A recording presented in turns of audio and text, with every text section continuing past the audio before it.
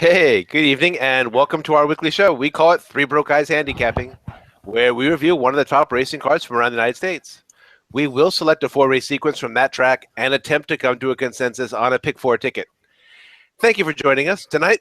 Well, we've got the best racing card in the United States as we continue on the Kentucky Trail. On the Kentucky Derby Trail, and just so you know, all objections from the fairgrounds down there in Louisiana are noted. So this week it's Gulfstream Park in Hollandale Beach, Florida. It's lucky week number 13 of the racing season. There are 14 races overall, 9 stakes races, and the pick four starts with race number 11 and finishes in race 14. All stakes races in the pick four on Saturday. My name is Rich Sharp, and each week I'll be joined by my friends and racing analysts. And first up, Ray Torado, who joins us from Staten Island, New York. Next week, Ray is on his home turf when he brings us his very own version of the Wood Memorial Pick 4. How are you doing, Ray? Good. I'm doing very good, Rich. Joe, how are you? I'm looking forward for next week. This week we'll be in Florida. It'll be nice. All right, and you gave us a hint there. Each week he's joining us from his home. It's in Temecula, California. Next week, Joe is going to be on his home turf in Lexington, Kentucky, where he's going to bring us his very own version of the Bluegrass Pick 4. Kentucky Joe, how are you? I'm doing well, Rich. Thanks. I wish I could actually be there on track live. That would be awesome. But yeah, no, I love Keeneland. The racing's really good there. Short meet, but it's a challenge, and I look forward to it. Someday, once we start dialing in these pick fours, we'll get the broke guys over to Keeneland and to Saratoga and all places that we've always dreamed about. So, okay, gentlemen, on the first Saturday in February, I asked you who your Derby horse was, and on the first Saturday in March, I asked you who your Derby horse was. So tomorrow, it's the first Saturday in April, and the next time I'm going to be asking you this question, it's going to count. So, Ray, Joe, I'm going to ask you one last time, but before we get to Kentucky Derby Day, Joe, you can go first. Who is your Derby horse? To be honest, I haven't the slightest idea.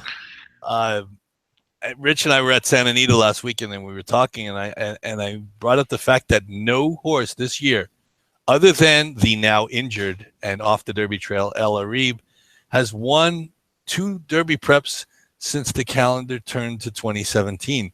So until somebody wins a second prep or wows me, maybe the winner of the Bluegrass next week with all the highly regarded entrants that are going to be there, maybe that'll be the win. But right now, honestly, I don't know. Ray, can you do any better than that? Please. Let me tell you, I'm being honest. We're getting bigger. Right now, if Gunnevere runs big tomorrow, I would pick him. My pocket says Practical Joke because where I have those future bets. But we have to see. I think the next 2 weeks will really determine who's going to be running well because, like Joe said, no horse has come back to run back-to-back races. They've beating each other, and it's like I don't know. It's weird. This year's don't stand out. No, strangest Derby Trail I've ever been on. So yeah. All right. Last week was that was an interesting experience. It was Sunland Park in New Mexico. That was the Three Broke Guys' first trip to New Mexico. We were 3 for 3 going into the Sunland Derby in our pick 4, and we were 3 deep on our group pick 4 ticket. I think I speak for all of us when I say we felt fairly confident going into the finale. Hence horse racing, and more specific, hence horse betting is a humbling experience. Hence we didn't get much from our 3 entries, and hence we watched pull off the upset for trainer Steve Asmussen, and in all likelihood punched his ticket to Kentucky Derby. It's time for a brief weather update from Hollandale Beach, Florida. The forecast for Saturday calls for partly cloudy. It's a high of 87 degrees. Winds at 5 to 10 miles an hour, and of course, because it's Florida, there's a 20% chance of rain.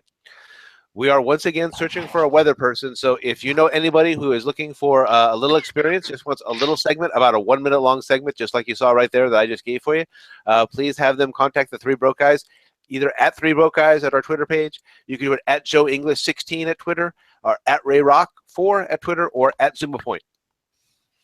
All right, there are a total of 14 races, 9 stakes on tap for Saturday. For today, we are focused on the pick 4, beginning in race number 11 and concluding in race 14. Gentlemen, the gates are locked and loaded. The outriders are clear, and the starter is ready to pop the gate. It's pick 4 post time. Let's open them. Hit it. All right. Race 11. Approximate post time is 4:57 p.m. Eastern. And has anybody heard about a guarantee in the pick 4? I believe 750,000. That's correct. $750,000. Thank you, Mr. Yep. Torado. They are going a mile and a 16th on the main track. It is the Gulfstream Park Oaks. It's a grade 2. The purse is $250,000. Fillies, 3-year-olds only. 9 starters, and your salty morning line favorite is in post number 6. Wait a second, I got that out of order here. Your morning line favorite is indeed in post number 6. The name of the horse is Salty, trained by Mark Cassie and ridden by Joel Rosario, and she's a salty 9-5 on the Gulfstream morning line. Ray, with the announcement this week that Unique Bella is headed to the sidelines, could we have a potential Kentucky Oaks champion among this field? Who do you like in the Oaks? Yeah, and that was something sad to hear. She was such a good horse, and that could have been a nice single in that pick 3 that they have with the Woodford Reserve Derby. But anyways, we move on. Yeah, I like this horse. The Pole Stables coming out here with number 7, Nona Bella. Pletch has been doing this a lot this year. He's been the horse been big the maiden, and he's been moving the horses to option claiming ranks like the 9 Wins of 1, and they've been running well. And he's been continuing to do that trend with Malagasy and a few other horses. And I think Nona Bella will break out his conditions and run well here. First time 2 turns. She's out state thirsty, so Berendini, Empire Maker. So I see a distance all over this horse. She was still green in her last win, but she's most likely the winner here. I do like number 3, Summer Luck, 6-1. It was gaining to Miss Sky Warrior last time, and Jordan's Henny in the Devona Dale. She's been struggling to make up enough ground to win those 2 grade 2s. I think she should be more fully placed here, and maybe the extra distance should definitely prove helpful. And Mark Cassie rides with Patrick Husbands in the saddle. So basically, I'm going too deep here. 7-3. I'll mention another horse on my pick 4 later on. All right, Joe, what you got for the Oaks? I also went too deep. I went with the 5, the other horse that you mentioned, Jordan's Henny. In the Devona Dale, she ran really fast early. They really came home very slowly late. The last quarter was almost 14 seconds. I believe it was 13.99. And for a grade 2, that's generally considered slow, even for fillies. But I think the longer distance in the 2 turns, I think the horse will be able to slow down early and maybe have some more kick in the stretch and maybe be able to hold on against these. She's probably the race she ran in the Devona Dale was very gutsy. Pretty much came out of nowhere considering she was 19-1 that day. And she gave Miss Sky Warrior and Summer Luck all she can handle, all they can handle that day. So I went with the 5, Jordan's Henny, and for all the reasons Ray mentioned, I decided that my other choice would be the 7, Nona Bella. Horse has been training at Palm Beach Downs. Again, Ray mentioned a lot of the same things that I was going to mention. Galia was another horse that just sent out of town. In this case, he sent her out of town to win at the Sunland Park Oaks for $200K last week in a really good rendition of that race. So I just went too deep here. Jordan's Henny over Nona Bella, 5-7 in this race, and it was pretty simple for me. So I will kick it back to our host, Rich. I see you have a different horse marked as the winner in your past performances. So give us a little more of a reason why. Yeah, hey, Ninja, I was thinking about Del Mar a little bit with my 2 choices here. I was looking at Tequilita and Salty. Good margaritas there from Del Mar. I was going to say, why does that not surprise me? So I did go with I did go with salty here in the end. I ate the chalk. I have a feeling that she might not go off as the chalk with Pletcher and Velasquez down below. So, but they'll be 1 and 2. I'm pretty sure. The horse is just a nose away from being 2 for 2, and Nona Bella is the one that denied her. So in her opener, you see there 5 wide bid, gaining fast in a 12-horse race at Gulfstream Park. Very, very tough race there. And came up just a little bit shy. Comes back and gets the big win as the chalk in the 7-horse race. So I decided to go ahead and split my Cassies, which we often talk about here. So I've got the 6 on top. I debated. I really do like this horse, Tequilita, I guess is how you would pronounce it. This is Michael Matz with Luis Saez. Has won 3 in a row. Running right through all the conditions. So it's got the maiden special weight, and then the stakes win, and then also the win in the G2, which is the Forward Gal there in February. And so I really did like the 2 there on top. And if I'm playing on my ticket, there's no way I'm leaving Pletcher out. So I'd have 3 on top for me. I'd have the 6, the 2, and the 7. I've got Joe down with the 5 and the 7, and I've got Ray with the 3 and the 7. Got that correct, guys? Yeah. Yes. And I am coming on back to you guys. 7-3. Alrighty. And we are heading on to race number 12. And race number 12 is 1 mile on the turf. This is the Cutler Bay handicap. Purse is $100,000 for 3-year-olds only. 10 starters, and your morning line favorite is in post number 8. Dover Cliffs, trained by Christophe Clement and ridden by Jose Ortiz, comes in as your 3-1 morning line favorite. Okay, guys. It is the policy of the town of Cutler Bay that no person shall, on the basis of race, color, national origin, sex, age, disability, handicap, or income status, be excluded from participation in, be denied the benefits of, or be otherwise subjected to discrimination or retaliation under any federally or non-federally funded program administered by the town or its subrecipients. And that's what happens when you Google Cutler Bay handicap. Joe, who do you like in race number 12? I was really wondering where we were going with this. Okay. Since when did this turn into Fox Business? Who's public service announcements? Yeah, It's true. Or wait, I thought wasn't Cutler Bay that episode of Seinfeld where they ended up in jail with the finale? Wasn't that up in? Anyway, forget it. To continue, this is what happens. Continue the liquor theme in this show. I actually like the number 3 horse on top. I like Shiraz. Mike Baker for Javier Castellano on the grass. Gee, where have you seen that before? 3 races back, the horse ran 3rd behind Made You Look, a horse that would be a very short price in this field in the Dania Beach. And then they decided to run in a non-wagering event in Ocala. And the PPs say wide trip tired, and I'll give Formulator a nod. This is why I like Formulator. I was actually able to go to look at the chart of this race, even though it was a non-betting affair. Believe it or not, it says wide trip tired, but the actual trip notes, if you read the chart, say 4 wide early, continued 3 and 4 wide tired. So that's I don't know. I like the more descriptive term. So, and of course, that was a race that was not on the turf; it was on the all-weather surface, and the horse was was 5th, 2 lengths back, and basically, obviously, just threw in the towel because she just had too much. He just had too much ground to cover.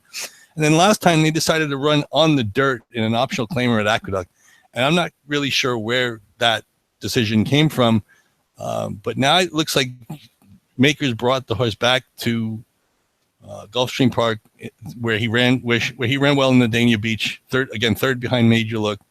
And what's funny is about that non-wagering event at Ocala, Master Plan was the winner of that race. He just finished 3rd in the UAE Derby behind Thunder Snow and Epic Caris is how I think you pronounce it. Convict Pike finished 3rd in the Spiral, and Sailing Home finished 4th in the Palm Beach. So that race was actually a pretty competitive race. So I'm not going to hold that against the horse for tiring. The horse finished 3rd in the optional claimer at Aqueduct, and again, gets back on better surface. Javier Castellano gets up. So I'm going to take the chance that this horse is well meant today. No betting, no racing. I see that, Rich. That's very interesting. Nice little let it ride reference. So like I said, I went with the 3 on top, and I couldn't go any further than the favorite in the second spot. I always am impressed by horses who can run a mile and a 16th on the turf in their debut. This horse didn't win, but the horse ran second and got beat a neck. So again, I can't object to that. The horse did come back to win. Break his maiden 5 weeks later. And then, of course, has now had another 5 weeks off for this spot. Jose Ortiz gets aboard. It would have been nice to see Luis Saez. I mean, Jose Ortiz is a great jockey, but Luis Saez is having an unbelievable meet at Gulfstream Park. But either way, I don't think you can go wrong. He's going to be close to the pace. It's a mile race, and I think the horse is.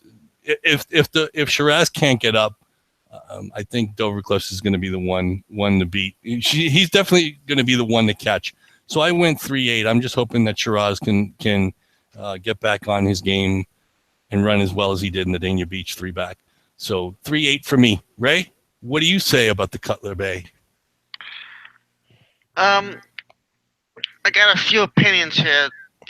There's a few horses here that look really good for the future.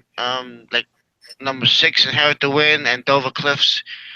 They just broke their maiden. They'll tap it, and either I'm gonna spread in this race. Or I'm just gonna focus on those 2. So for the purpose of the show, I'm just gonna focus on Inherit the Win. Win a first time out, so they have furlongs at Gulfstream. Tap it. They pay $400,000 for this horse. It's a good future for this horse. Marcassi, Julian LaPerue. Won very professionally. Prompt the pace, second, and took over at just by the wire. Stretching out to a mile is not that much of a problem. This is a non-grade stakes, so this horse could step up and it's a little jump in class. Dover Cliffs, number 8, Jose Ortiz. This horse is meant to go long, so the mile shouldn't be a factor here. I mean, 2 races already, mile on 16th. A neck, 1 by 1.5. So this horse is meant, and it's pretty talented too, out of the English Channel. I also like throwing San Sebastian, number 7, for Paco Lopez, Navarro. This horse running the claiming ranks, so the step up isn't that much here. It's like one of our 3PG angles. It fits here, probably best coming from behind. I showed speed before, but I think this horse probably has a better kick coming from behind on turf. Paco Lopez had a great meet also. I have a few other horses for my ticket later on. So for now, I'll just go with the 6, the 8, and the 7. This is a very competitive race, actually. I mean, you can go 4 or 5 deep here, definitely. All right, Rich, back to our host, the Cutler Bay. Can we have that explanation again? That was pretty interesting. I was gonna say, Ray's he's just making sure he's parked the right spot when he goes down to Florida from now on. Actually, you know what? Next time I go to Florida, it's actually close to my grandma's house. I'm gonna try and check out that Ocala Training Center. I want to go see it because I would love to see it. I mean, I think they finally finished it, and it looks pretty nice. So I'm definitely gonna try and look for it. Okay, hopefully we will all be together when we do that. All right. I ended up on the exact same 3 horses that Ray did, in a little bit different order. So I've got Sir Sebastian. Not often do you see me go off the reservation like this. So here I am with a little bit of long shot, 6-1. Marshall Navarro, solid trainer down there at Gulfstream Park. Paco Lopez, as Ray mentioned, very, very solid meet right now, hitting 18% even with the turf. So I often think of him as a good early pace rider, sometimes not having enough patience. Dr. Kevorkian being his nickname sometime down there in Florida, and yet Paco doing fine on the turf this year. This horse has won 3 of the last 4 and should have won 4 of the last 4. If you look there, it looks like he had a lot of traffic, trouble with traffic in the straight, and also a steady down the stretch in a 7.5 furlong race. So very possible that Sir Sebastian could have won the last 4 in a row and could be going for 5. So I decided to stay with the hot horse, the horse that's in form, and I put the 7 on top. But as Ray talked about, Mark Cassidy, Julian Leparoux, they're a very good, solid combo, even if the percentages don't show it right now. The horse won at first asking. He's stepping up. Even though I'm not crazy about seeing a horse trying something like this for the first time, a lot of these horses are trying this for the first time because a lot of these are very talented, means they're stepping up. So he fits with the class here in the Cutler Bay versus, facing a lot of really solid types, other than the one that Joe had mentioned, which was Shiraz, who's been kind of facing against tougher ones. And then I also decided to throw in the 8, which is Dover Cliffs. So I use the 6, 7, 8, although I think I use them 7, 6, 8 if you want to have me directly how I have them on. Joe has got the 3 and the 8, and and Ray has the 6, 8, 7. Have I got that one correct, guys? Yep. All right. Here it comes. All right, and we are moving on now to race number 13, and this is going 1.5 miles on the turf. This is the Pan American Stakes. It's a Grade 2. The purse is $200,000 for 4-year-olds and upwards. 8 starters, and your morning line favorite starts from post number 2. Sadler's Joy, trained by Thomas Albertrani and ridden by Julien Leparoux. 3-1 on the Gulfstream morning line. Ray, we have the top 3 back from the WL McKnight, which we covered about 2 months ago. Less than a length separated Taglib, Patterson's Cross, and the favorite, Sadler's Joy. Are you looking any deeper than those 3, Ray? Yeah, this is it probably, the way it usually works out is that the horse who didn't win comes out and wins next time. I do like Patterson Cross. This fits his course very well. He's got tackle speed, stay close, and make his run. He's a length for being last 3 wins. Loscano rides for Billy Mott. He's set in the mid. I think he's gonna probably sit in the mid pack the whole race and pounce ahead the lane. He's actually looking for his first stake race.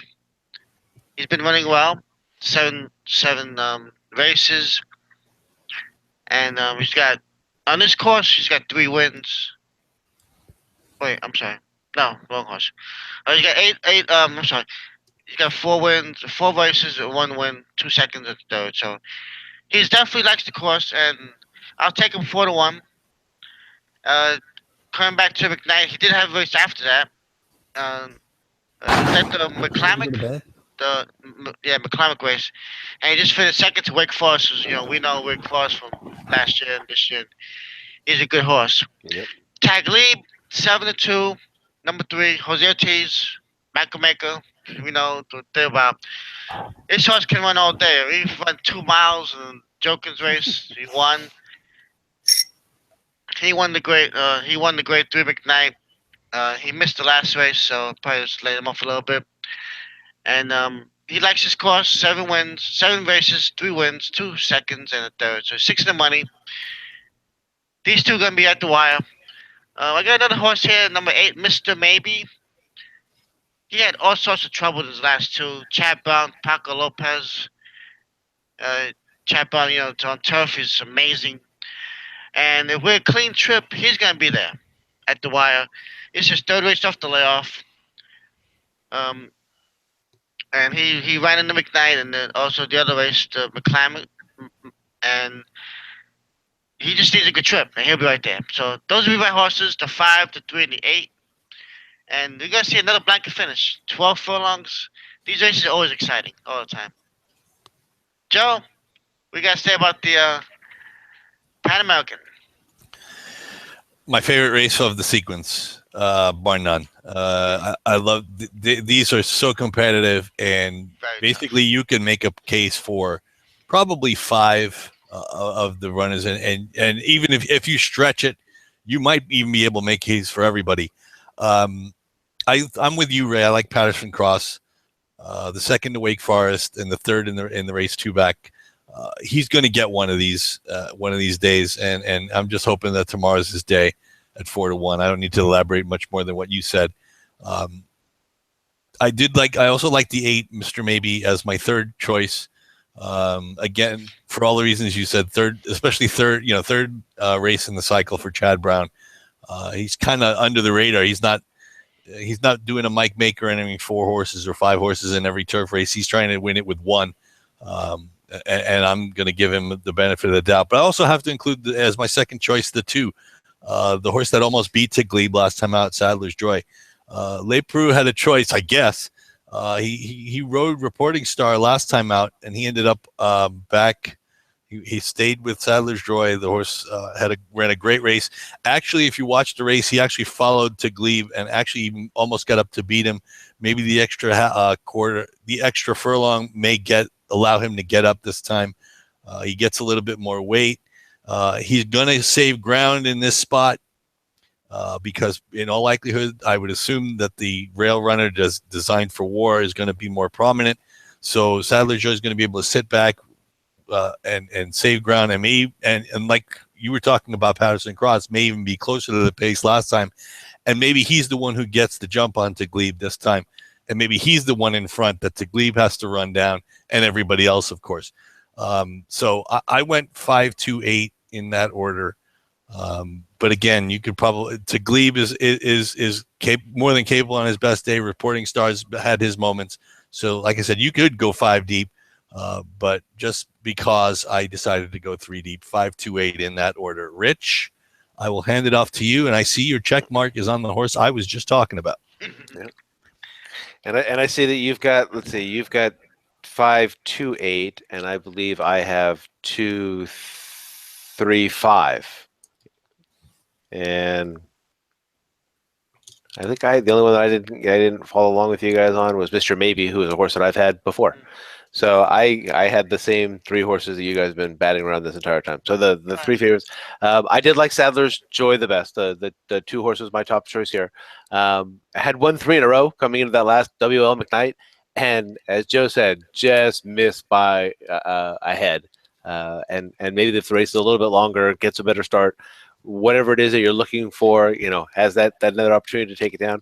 I wouldn't leave them out. I wouldn't split them by more than a hair, and I wouldn't split those top 3 choices.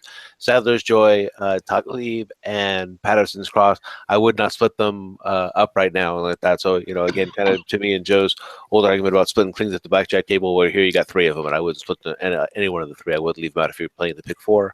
Mr. Maybe is another solid horse. I love Chad Brown horses, so if I'm leaving him out. And Paco Lopez, I've already been gushing about earlier. But I've played this horse a few times. And in fact, if you go back a couple of shows, you'll see that I've had this horse on my ticket a few times.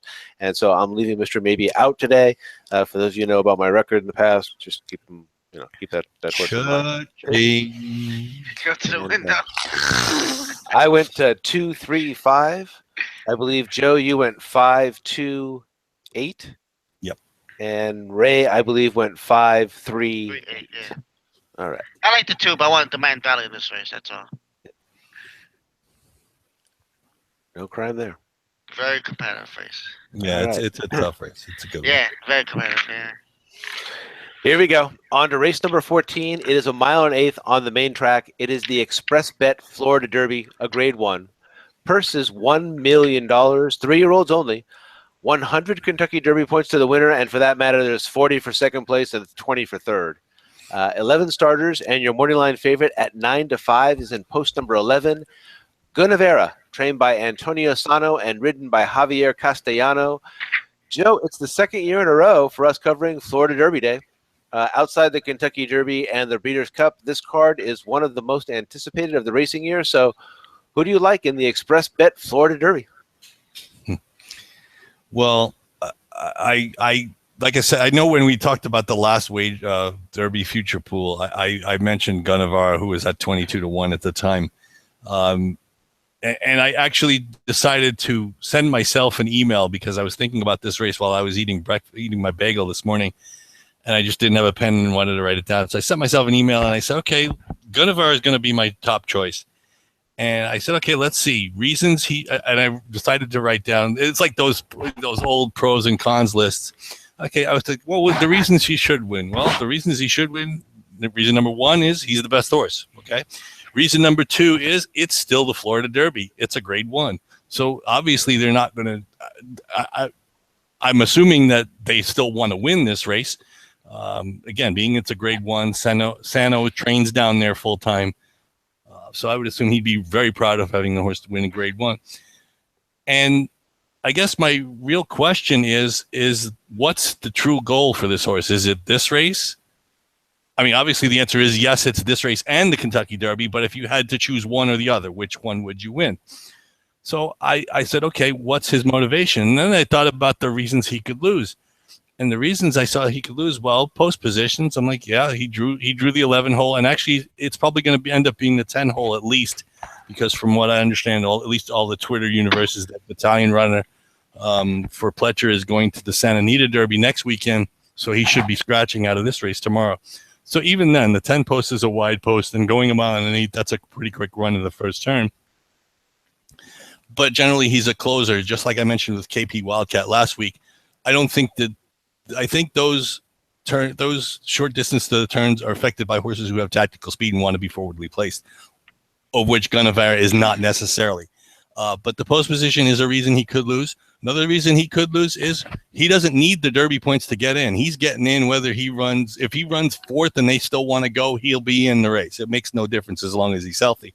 And the other thing is, it's like maybe because of that fact, and they really want to win the Derby more, Kentucky Derby, I mean, is he really going to be 100% for this spot? Or if, God forbid, something happens, and I'll throw Arrogate's name out there only because if the horse breaks horribly, are they really going to necessarily jeopardize the horse to win this race if the Kentucky Derby is really the goal? So I have to have Gunnevere on my ticket. I have to have him as my top choice, but I'm just trying to be cautious and give everybody some information that it's not necessarily 100% that he's a cinch. So, I mean, again, and if anybody wants to single him, I have no argument with doing it because he is the best horse and he should win the race, all things being equal. That being said, I do like the horse on the rail. I like the other Cassie runner, State of Honor. The horse has speed. He's been beat twice at Tampa on the road to the Derby. And I think he's been beaten by Taprit, by Pletcher, of course, McCracken, and Taprit again in his last two races. So Taprit's going to the Bluegrass and the Derby. McCracken is probably going to the Derby as long as he does anything and earns enough points in the Bluegrass. So he's been beaten by two pretty good horses. Leproux and Cassie are a good combination. The horse has speed. The blinkers come off, so maybe the horse will be able to relax a little bit more and save some more for the stretch. And of course, he gets the ground-saving trip having drawn the rail. So Gunnevere is the top choice. He's got to be the horse that you've got to fear coming down the lane. But unfortunately, because of the things I mentioned earlier, I can't really single him. I'm going 1 and 11 in this spot in the Florida Derby. Ray, I know where your opinion lies, so give me some more information about your pick. Let us know if there's anything that you can elaborate on about what I just said. So this is a big change from last year when we had Nyquist and Mohayman. Because in this race, I don't see much, honestly. Gunnevere, the class of the race, you know what you can get here. He's got to be one of the best East Coast trios at this point. Third race off the cycle, he's poised to run his best. This should be a problem. The only clink was, when he didn't catch up to Irish Warcry, his first race of the year. But, what I like about him, he's been drawn away from his competition. And he's just been, when, they push the button on him, he runs. And he accelerates very quickly. And I think he has an advantage over this field. I was going to mention Battalion Runner as my second choice, but you say he might be scratched, so most likely, he will be tested for class here. He'll have a good. My only question with him is that why he had the layoff from June to December. Maybe something happened, and but he's a good horse. So if he runs a Saturday Derby, I wish him luck, and I'll look at him further at that point. So I was gonna single Gunnevere, but actually, just doing a curveball here, just out of the blue. I was looking at 3 rules, and you cannot count this horse out. If the track favors speed, he's going to go to the front, and Size having an incredible meet. He just got his 100th win, and it'll be a nice way to win the Florida Derby with this horse. 3 rules. He's at home. He's got 5 for 7 on the track, so he likes the course, and you never know. Speed is very dangerous. So if Gunnevere is ever going to get beat, if he's at 100%, If he's not cranked up, if they're not looking towards this race, and I know they want to win, but speed does kill sometimes, and you know, take a shot 8-1. So I'll go 11 singling, but beware of the 10-3 rules. All right, Rich, Florida Derby. It's a lot of points here too. So Oh yeah, no, and Ray kind of covered exactly my. So I did single the 11. Guinevere is the best horse. Guinevere, I didn't give you guys earlier. Guinevere is my Derby horse, so that gives you an idea as to how good I think the horse is. That's an East Coast horse to play over at Gulfstream, and I'm not even picking the Santa Anita horse. So, for all the reasons you've already heard, Guinevere is going to win the Florida Derby. If Guinevere does not win the Florida Derby for whatever reason, then Ray covered the horse that I think is going to win the Florida, which would be 3 rules. And if you look at this horse, the horse really hasn't done anything wrong other than one trip out to Southern California. Okay, out here in Santa Anita for the BC Juvenile. Finished 14 lengths behind Classic Empire, and maybe just didn't like Santa Anita. You've heard me bring up that angle before. Regardless as to what happened, went right back and finished second to Favorable Outcome, and then third behind Guinevere and Practical Joke. So the horse has got a lot of talent. Ray brought up the speed kills angle, so I would put the 10 underneath, but I'm singling the 11 as my top horse, and then I would have the 10 as my second. I think Joe has the 11 and the 1 as his top 2, and I think Ray singled the 11 on top as well. And it sounded like he was kind of doing the same thing that I did, which was he put the 10 underneath. yeah. All right. Hang on one second. Let me come back. Ta-da! All right, and let me move us on to our next segment. Let me bring up our template here, and we'll start to put together this pick 4. But in the meantime, we have our player pick 4 segment. So Joe and Ray have each put together their own player pick 4s here. Oops, hold on one second. For Gulfstream Park. So each of them, the rules of the contest or the promotion here is that they limit their pick 4 to a $50 pick 4. And let me bring it up.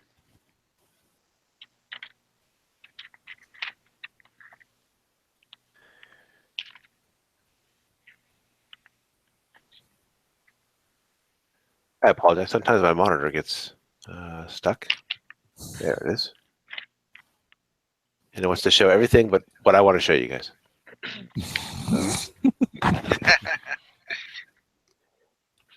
Yeah, let me know if you can see that now.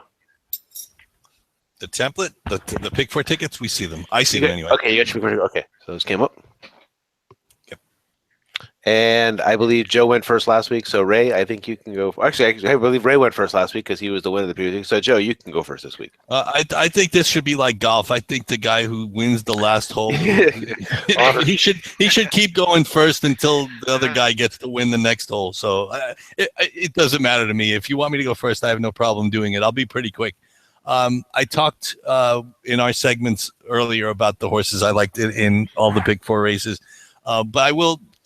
I mean, I mentioned it was 5-7 with 3-8 with 2-5-8 with 1-11, and as you can see, Rich has we have the top choices on our left in bigger, bolder font. But I would like to throw in a little curveball, just another bit of information, if it's possible, and I could be persuaded to go deeper and singling. If I really wanted to single Guinevere, I would do that. And there would be one leg that I would actually try to go deeper in, and that's the same leg that Ray went deep in. Because the 2 horses that in race 12 that I didn't include, that I didn't include because I was trying to keep it as a reasonable ticket. I was going to the Les Onaka school of pick 4 tickets. I was trying to keep race 12 reasonable, but the 2 Erasmo's Dream and the 7 Sir Sebastian, which you've heard the guys talk about earlier, they've both been running against each other, beating each other, and it's funny because Erasmo's Dream's run 4 times since the beginning of January. This will be his 5th race in basically 3 months, and that's almost heresy in racing now. But it's I think those 2 horses, if for whatever reasons the favorites fall flat on their faces, Armando de la Cerda is having a great meet at Keeneland. Listen to me, Gulfstream Park, and Sir Sebastian, for all the reasons the guys mentioned. I could easily be persuaded to go 2 in the first in leg 1, 4 in the leg 2, the 3 in leg 1 in leg 3, and then single Gunnavar. And that to me would also be the same $12 ticket that I have on this, the same at least amount that for the ticket I have on my screen. But at least 4-hour segment, I would go just the way I said, 5, 7, 3, 8, 2, 5, 8 with 1 and 11. And I hope to improve on that minus 186.50 year to date. I hate seeing that number there. So now I'll pass it on to Ray and let Ray explain, talk about the horses that he didn't talk about in the show and that he wants to expand upon in the Pick 4 segment. Ray? Well, yeah, I want to add the horse that you have on top, Jordan's Henny. I sure he's got some good tackle speed going long. My only problem with him, he had this 1 for 8 with 6 in the money, so he's kind of like one of those, bridesmaids. But the second race off the layoff probably would help this horse. And perhaps he's bigger and stronger this year because those races were last year. And he had a good second in the Vonadale under pressure. And he's worth a shot at a price, 8-1. Definitely worth a shot. So I put him in my ticket. And in the race you're talking about, the next leg, yeah, I want to include also Erasmus Dreams, like you, I think Rich mentioned. He's been running claimers, closing well around the distance. He's got a nice post. He needs to work out a trip from there because this course seems to favor front runners. 60% of the early speed types have been winning, and he fits our 3 BG angle. I also want to include your horse, Joe, on top. The 3 Shiraz, he's back on turf. His only win was on the Belmont grass. And I like the 3rd in the Dana Beach. And he's a contender with Castellano Maker. He's another one who needs a trip. So if he could work out a trip, he'll be in the picture. And also number 4, this is just taking a shot, hoping that the speed does carry. Concourse Bandit, the course may help him. He's a speedy type. He got a strong maiden claimer win 2 back. The blinkers come off, and he just could surprise the lead. So I'll throw him in 2, and it'd be nice to have him score. In the race 13, the 3 horses I did mention, Passes Cross, Tiger Leap, and Mr. Maybe. I'm leaving the Saddler's Joy off my ticket. I just demand value to add him. We'll just make the ticket a little too pricey for me. So I'll leave him off. I'm happy with that if it happens. And I'm looking to single Gunavera in the last leg, number 11. So my ticket's $27, 735 with the 623, 478 with the 538 and the 11 to wrap it up.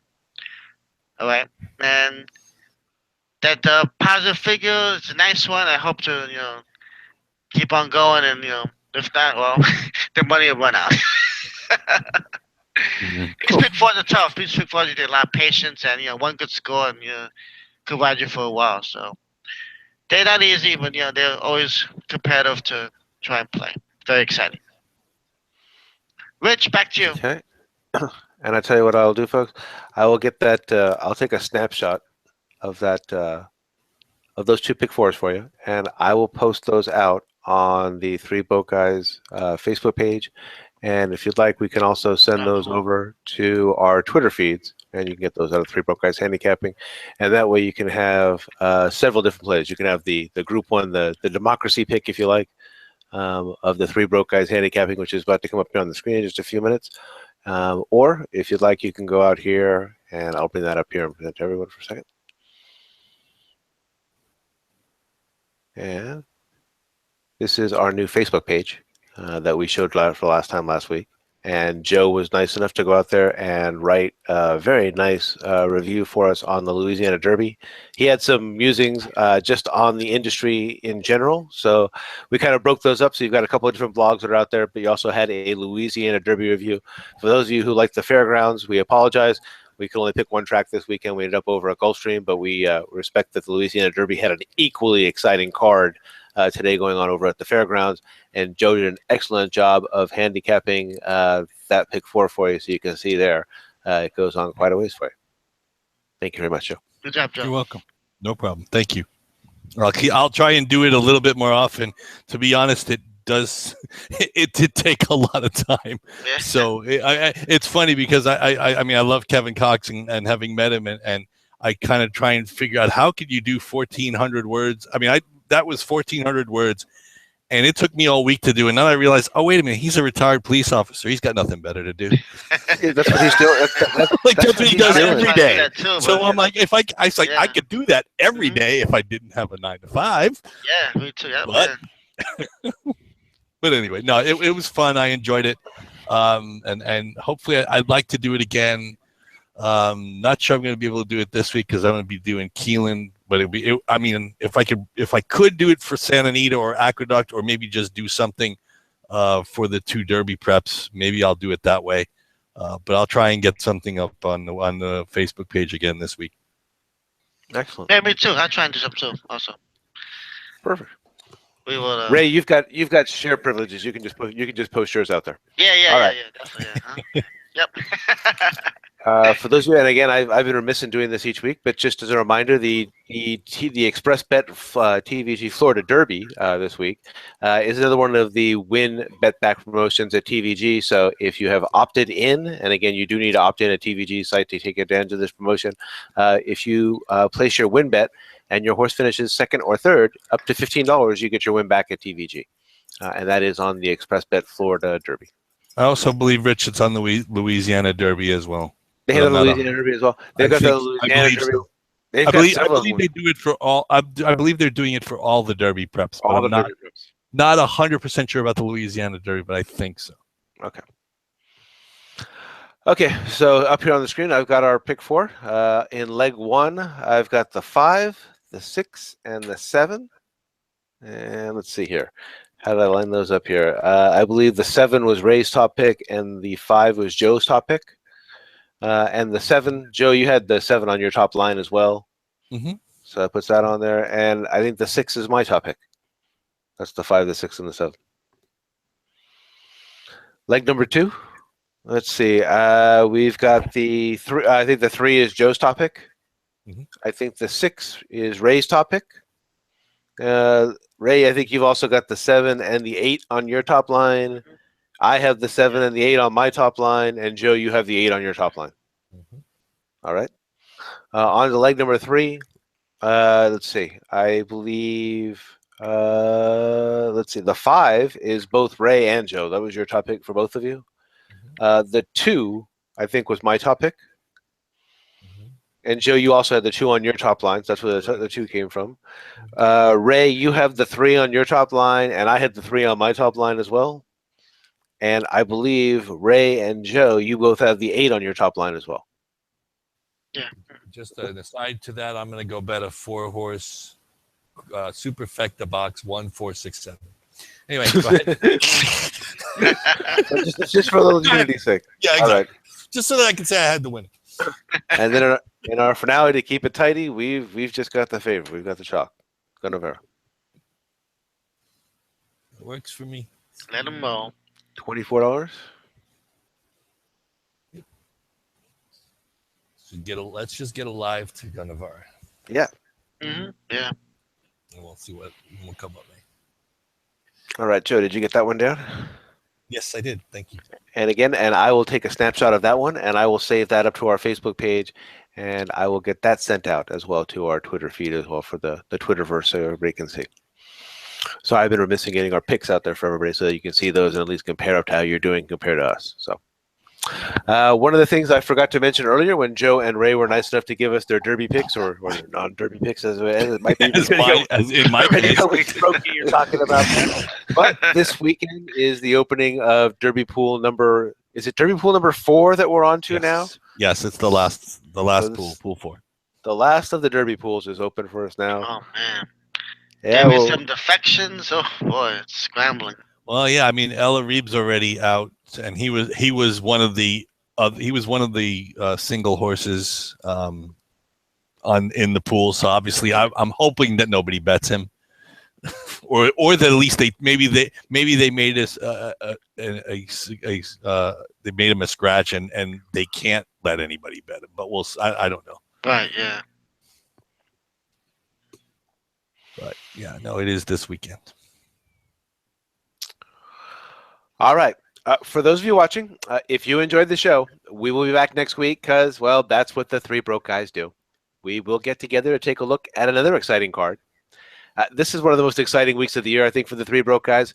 With 3 fantastic cards on deck, we can never make up our minds. So next week, a slightly different format, as each of us will be covering one track. Joe English will handicap Keeneland and the pick 4, which includes the Bluegrass Stakes. Ray Torado will stay closer to home and give you his pick 4 for Aqueduct. That includes the Wood Memorial. I think I hit it last year, too. I think I hit it. Yeah. And yours truly will head home and give you my pick 4 for Santa Anita. That will include the Santa Anita Derby. Nice. All right, gentlemen. That's all the time we have for tonight. It's always a pleasure to handicap with the two of you. Yes, always. I just hope that our fans, if we have any out there, that they enjoy the show as much as we enjoy doing it. For Joe English and Ray Torado, I'm Rich Sharp. Thank you for watching Three Broke Guys Handicapping. Good luck and good night.